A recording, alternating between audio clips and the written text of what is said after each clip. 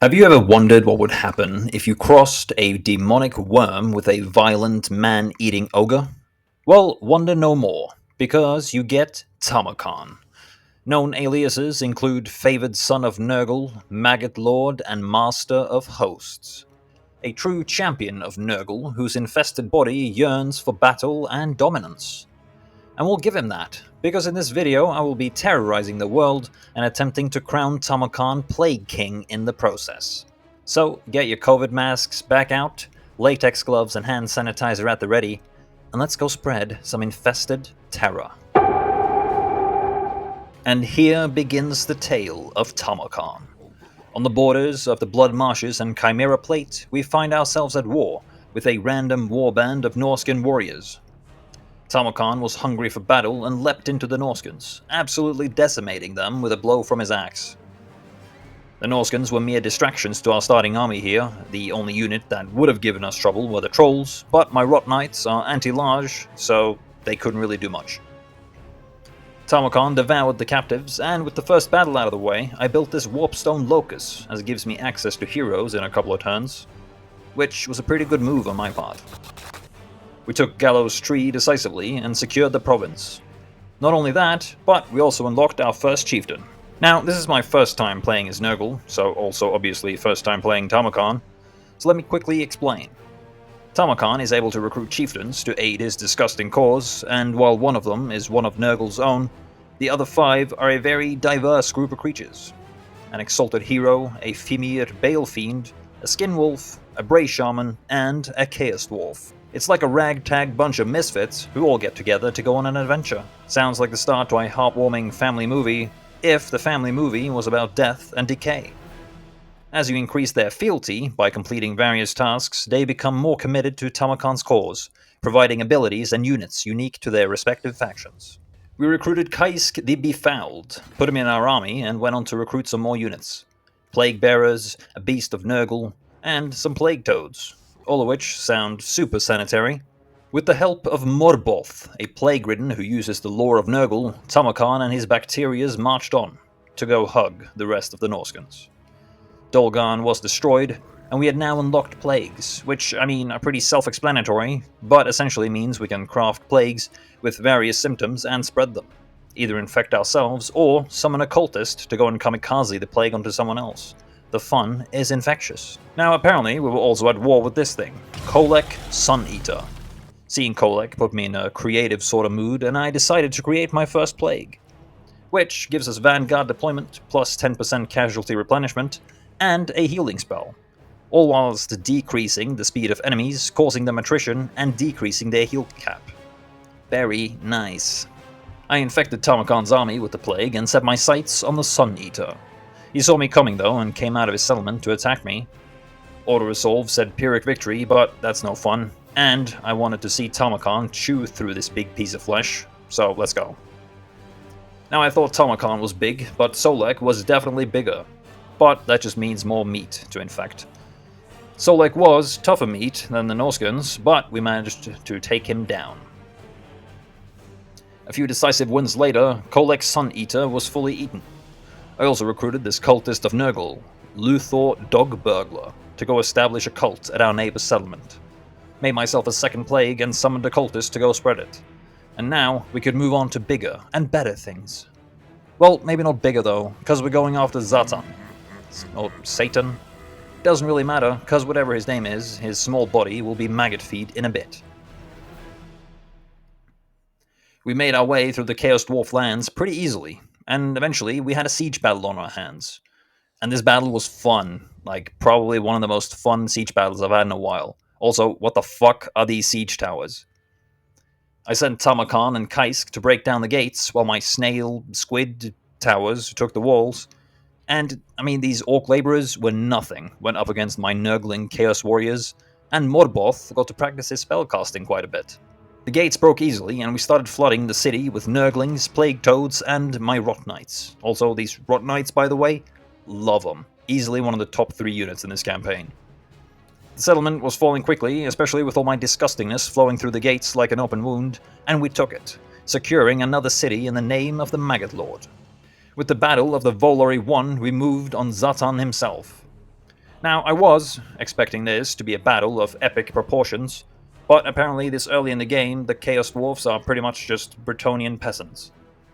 We crushed hundreds, like hundreds, of orc laborers and hobgoblins, all the while my Rot Knights single-handedly took out Zatan. And a few epic wins later, Zatan and his orc laborers were extinct, and our lands were bigger. We'd also unlocked Tamurkhan's mount, Bobebelos. This thing. An absolute giant toad dragon. Tamurkhan was already quite a force of power, but then add this thing? God damn. With Chaos Dwarves slowly decaying in the ground, I recruited myself a new chieftain. Fittingly, it was a Chaos Dwarf, Ezar Doombolt. Now, Ezar was a godsend in this campaign because we have extremely few ranged units, and the units that Ezar provides proved vital to our war effort down the line. As I was mopping up another random tribe of Norskans, my army apparently gave off the brown note, making everyone around us practically shit themselves. So that was fun.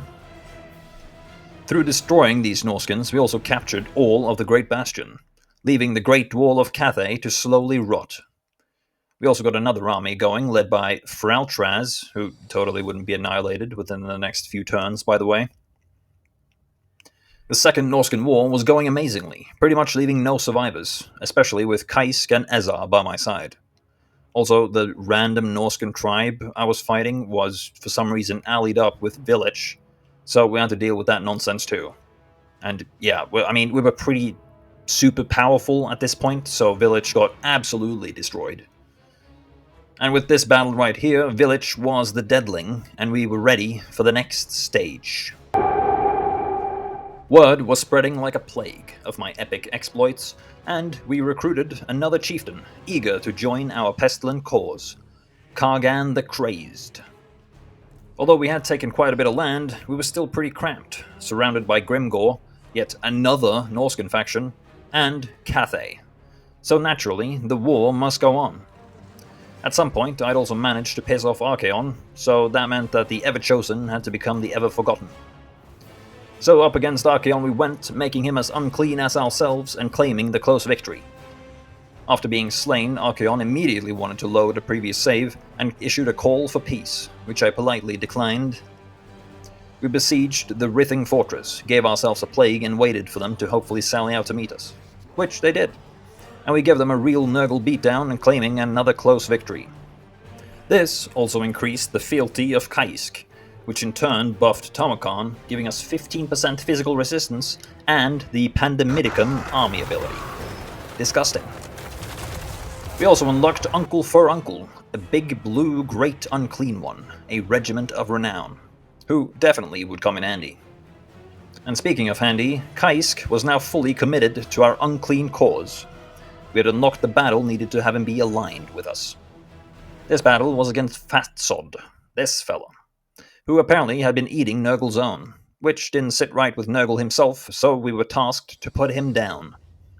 Now, Fatsod was unkillable until we took down the plague-ridden that were protecting him, and after that, Tamurkhan gave him a taste of his own medicine and had Bobebelos munch on his big fat belly. Reinforcements were coming in to help Fatsod out, but as soon as he died, they realized the battle was lost, and simply decided to evaporate. Kaisk's devotion to us was secured, which was nice, and we recruited Uncle for Uncle into our army to go deal with what was left of Archaon and his Norscan friends. And I was so sick of fighting Norskans at this point.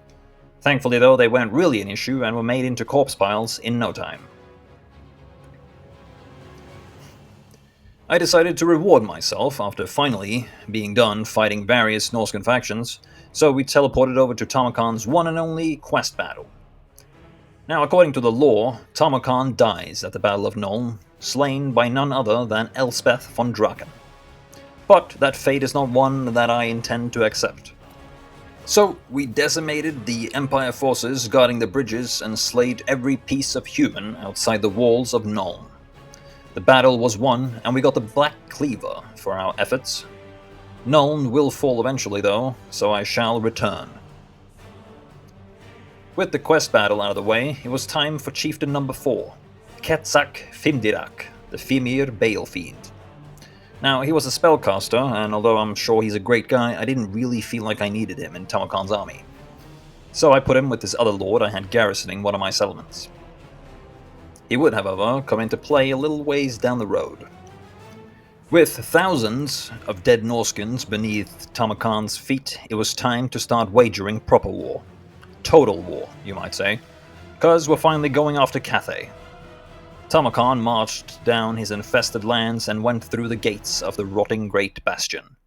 Fittingly, we were issued a mission to eliminate a lord belonging to the enemies of our Nurgling brother Kugath. Little did I know, though, that I would soon be at all-out war with all of these factions. We declared war on Miao Ying and marched on her capital, Nangao. The city fell, and we had immediately completed our mission. And thus began the Great Cathayan War. Now, before venturing further into Cathay land, we recruited our 5th chieftain. This time it was Grukmur Threehorn, the Bray shaman. Now, I didn't really know what to do with Grukmur, so I put him in Tamurkhan's army, as if it wasn't already powerful enough, so, he could at least be along for the ride. We marched on Nanli, where Miao Ying herself was hiding out, and we went in for battle. Now, Miao Ying had lots of missile units with her, but it mattered not for our rotting flesh, and we tore through the Cathayan army. Miao Ying seemed to have recovered from the effects of the brown note, but she was slain nonetheless. Now, the war with Cathay was going pretty good at the moment. Cities were falling like flies, and us Nurglings love us some flies. And a while back, I had sent Luthor Dogburglar to go spread disease and establish cults around the world, and he was now upon the settlements of Kugath, Plaguefather, who was pretty happy I was moving in on Cathay and was actually ready to confederate. After cleaning up the weird AI armies Kugath had amassed, I gave him a ton of Nurglings and an exalted hero of Nurgle before sending him into the lands of Greas, who Kugath was currently at war with. Now, Tamurkhan was ploughing through Cathay like it was nothing, and seeing as I now had also control over Kugath, I was feeling pretty confident. So, in all secrecy, I had recruited an army led by Azubhor Hellcaster, and declared war on Malachi Malachison, determined to widen my dominion. Cocky might have been a better word though, because I was just about to be humbled by this guy, the Empire's golden boy Balthasar Gelt, who, you might have guessed, declared war on me. Things had been somewhat under control up until this point, but now Kugath was fighting Greas, Tamurkhan was fighting Xiaoming, Miao Ying, and Balthasar, and I was fighting against Malachi back home, which, okay, I will admit, that was totally my fault. But, nonetheless, the Cathayan War had escalated quite a bit. Although Tamurkhan's army was incredibly strong, we only had the one army fighting Cathay and Balthasar, which meant that for every settlement I took, we lost to 2 more, which obviously was very annoying, but I was essentially fighting 3 different wars that all needed resources, and I only have so many weird eyeball monies, so for now Tamurkhan had to stand his ground on his own. And as I was chasing down peasants and Empire boys outside the Great Bastion, Azubhur was caught by Malachi, which is when I realized how fucked I was on that front. Because I was not at all prepared for the amount of firepower Malachi was bringing. Nevertheless, we went in to fight him. Malachi not only brought lots of ranged units, but also 3 goddamn thunder barges. Now, I had prepared a little bit for fighting the dwarves with a lot of armor-piercing units, but that was nowhere near enough. We did manage to hurt them quite a bit though, scraping by to a valiant defeat from a close one. We hastily recruited a new lord back home, Venomspittle the Triumphant, hoping he could live up to that name. I put Venomspittle in charge of a lot of soul grinders of Nurgle, as that was the best missile unit I could muster for now, and hoped for the best. And he'd better hurry up, because we're losing ground quick. Speaking of losing ground, I was pretty much still playing whack-a-mole with Cathay when this dinosaur dick decided to join fucking everyone and declare war on me. Terrific. So we needed to strategize a bit, because this was getting old. I had a look at the map, planned my what you might call a defensive offensive, polished Venom Spittle's anti-air army, and reset all of Kugath's skill points. Now, the AI hadn't done that bad of a job, but it wasn't quite what I wanted, as I wanted the Pestilent Decay skill.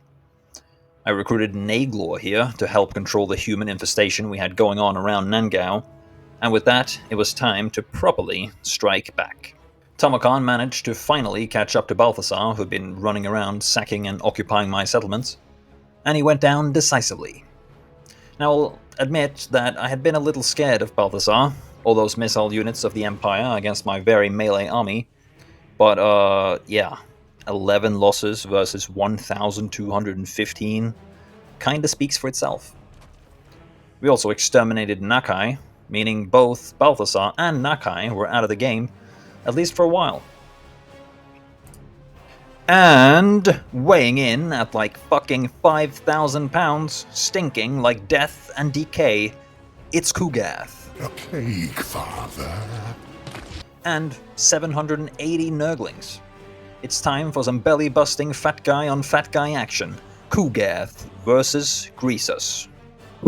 Planning and strategizing helped. Who would have thought, huh? In a strategy game. Kugath was slowly wearing down Greas, while Tamurkhan was bonking heads and eating bodies in Cathay. We also had quite a few heroes just going around into the world, establishing cults where they could. And along the way, I recruited the final chieftain, Mournhowl, the Skin Wolf. And we put him in Tamurkhan's army, because why not at this point? And Venom Spittle the Triumphant was indeed living up to his name, as he was pushing the dwarfs back and holding his ground. My anti-air army was a success. Nurgle himself was growing very fond of Naglor's achievements in the Cathayan War, and Naglor was replaced with an exalted demon of Nurgle. And all this fighting had made Kargan the Crazed crazy for Nurgle, and he was fully committed to our cause. Which meant we had another quest battle upon us. This time we were fighting one of Kargan's old rivals, though according to Tamurkhan, only so that Kargan would owe us, not to help him out or anything. Whatever the reason may be, we took out Kargan's nemesis decisively, and had secured our second chieftain's loyalty. This also meant we could get another Hell Cannon, and another unit of aspiring champions, which genuinely was extremely helpful. The wars went on. Going pretty well on all fronts, actually. It was going slow though, but battles of attrition is where Nurgle excels. So we were winning slowly, but surely. Grukmor was also now fully committed and aligned to our cause, which meant we had to apparently survive a Hexensnacht to fully secure his allegiance. Which we did. Pretty well, I might say. 33 losses versus like 4,300. Damn. Beastmen, more like Leastmen, right? Oh, and what's that blinking up there? Yes, that's right. It's another quest battle. Kinda just had to get these out of the way at this point. We were at total war right now, and definitely needed all the abilities and chieftain units we could get. So we used Ezar's ability to fully replenish Tamurkhan's army health, and went in to fight some goblins. Which, besides this idol, were pretty easy to kill. Pretty much just bumps in the road for most of my units. And after the big golem went down, we'd secured the win and Ezar's fealty. Another ridiculous victory here with 5 losses to 2,300. Very smooth. With 4 chieftains fully Nurgleized, Kugath won heroically against Greas and 2 reinforcing armies. Which finally meant the end for Greas' Goldtooth. 1 down, 3 to go. Venom Spittle was now also receiving praise for his exploits, by the way, and was also replaced by an exalted demon. Congratulations. We were finally gaining the upper hand here, and our rot was spreading fast and violently. Which was nice after the several hours of rotting cat and human mouse. Tamurkhan saved some poor skin wolves from Skrael's Bane as part of Mournhowl's final quest battle, securing his allegiance. And we also had this guy, Akorak Magoth, going down the coast, taking all the settlements left behind by the Lizardmen, and saving Tamurkhan some time. And then, as we were closing in on the final settlements of Xiaoming, Miaoying, and Balthasar, we went in for the final chieftain battle. This time for the allegiance of Quetzak Findirak. And we were fighting Tzeentch. Now, me and Tamurkhan have that in common, because we both hate Tzeentch, I hate them almost as much as the rats. And what even is this name? Volpes Julhilsis Gazakas? Sounds like an idiot. This battle was honestly kinda tough. They kept getting reinforcements, and we managed to take them out, somehow. Actually took some casualties on this one too, about a quarter of our army gone, so kudos to you, I guess, Volpes, you magic bird fuck. However, this meant that we had now secured the undying fealty of all 6 chieftains, which meant full access to the units they had to offer. Also, a long victory condition complete. Truly plague-worthy. On our way to end the Cathayan War, we went bullfighting and took out Taurox, and achieved what can definitely be described as a Pyrrhic victory. Balthasar was now the only one standing after my pestilent rampage on humanity, and it was Akarak, who had now turned into a demon prince, by the way, who got the finishing blow, thus concluding the Great Cathayan War.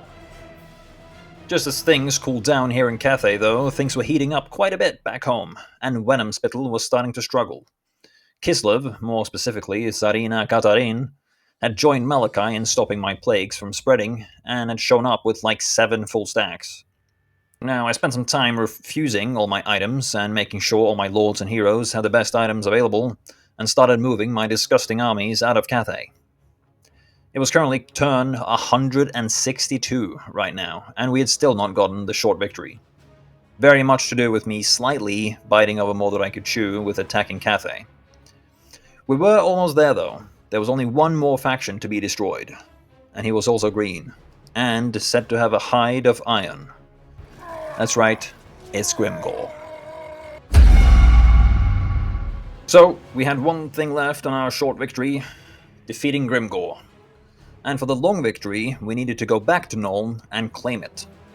Now, I could send a cultist over there, establish a cult, and teleport Tamurkhan over, but that's too easy, and boring, and not violent enough. So I decided to split my now 6 armies, have Kugath take the lead on Grimgore, while Tamurkhan goes back home to help deal with Katarin and Malachi, and start paving the way towards the Empire and Nuln. Total war was once again upon us. We were losing ground too quickly for comfort back home, with Katarin and Malachi grabbing stuff with both hands. So I used the neat cult teleportation trick with Tamurkhan and brought him over. We landed right next to Katarin, who literally could not run away as she was in full march, but Bebelos threw up maggots and slime all over her, which killed her immediately. That's understandable. And the battle was won. Tamurkhan was back in town. And while Tamurkhan was crushing ice, Kugath and Naglor were doing a fine job taking out Grimgore and his not-so-hard boys. Now, most of this war was honestly pretty boring, like 90% decisive victory auto-resolves, but like, look at this. This is why Tamurkhan is insane. Because in one turn, starting on land, we set sail, activate Kargan's ability, and replenish full movement, take out one army, move, and take out a second army, destroy the remainder of the second army, and then go back on land and take out a settlement in one turn with one army. Like, it's too good. Eventually, though, the Masters of Irritation were no more, which felt good. I've been holding them at bay for like 50 turns. Katarin, however, was still standing. Now, Kugath was still doing amazingly, standing still among hundreds of Nurglings casting spells on incoming greenskins. And, not long after, Grimgore was Grimgore. And the short victory had been achieved. Finally. On like turn 176. Amazing. Now, there was one thing left, and it was Nuln. And Tamurkhan was closing in. Katarin and the Ice Court was confederated by the Orthodoxy. Not that that made a difference though, still humans, still need of slaughter. Apparently they were now also the new regional power, which is delusional. And so, with legions of pestilence and decay at the borders of the Empire, we declared war on Karl Franz. I was determined to claim Nuln for myself. This also obviously meant declaring war on like 50 other factions, but no matter. Only more hosts for the Maggot Lord. Now, I was expecting a pretty epic war here, so I had Naglor, Kugath, and Akarak ready to strike Ungrim Ironfist where it hurt, as he was allied up with the Empire Boy. So, while Tamurkhan and a few other minor lords started moving in on Empire lands, I had Venomspittle and a couple other armies keep the Orthodoxy at bay, as Venomspittle had ages of fighting the Kislevites under his belt. Akarak took care of Ungrim with ease, helping out our allies, the Chaos Dwarfs, in the process. Now Tamurkhan kept fighting his way through the Empire, crushing everyone. Venomspittle and his boys slowly fought their way through Kislevites, taking the odd loss every now and then, but again, this was a war of attrition, our strong suit. And this was a long war, actually pretty uneventful, just long and tough. Kugath, Naglor, and Akarak kept moving through the wastelands and eventually made it to the mountain pass leading to the Empire, taking out and occupying Ungrim's settlements along the way. The maggot host was truly spreading like a plague. And it took time moving my armies through the mountains, and the Orthodoxy proved to be a hard body to infect. But Tamurkhan was turning the guns and metals of the Empire into festering piles of rot, so progress was being made with every turn. But then, at last, Tamurkhan once again stood face to face with Nuln itself. With legions of Rot Knights, Uncle Furuncle, the Noxbringer, Kargan the Crazed, aspiring champions, Toad Dragons, Ezar Doombolt, and my day one loyal servants of decay, Kaisk the Befouled and Morborth, we came upon the walls of Nuln with the mercy of an incurable pox. We smashed the gates and we smashed the walls. Bile spells were festering everywhere as we marched in on the city. There was no hope for the garrison nor the army guarding the settlement. They all fell, either to pestilence or sheer violence. Plague came for them all. And with that, the long victory had been achieved. On turn 206. Still though, a disgustingly fun campaign. And I'll be honest, I thought I was going to hate playing as Nurgle, but this game keeps surprising me because I had a ton of fun. And I hope you enjoyed this video as much as I enjoyed making it, and I will see you next time. Goodbye, and stay unclean.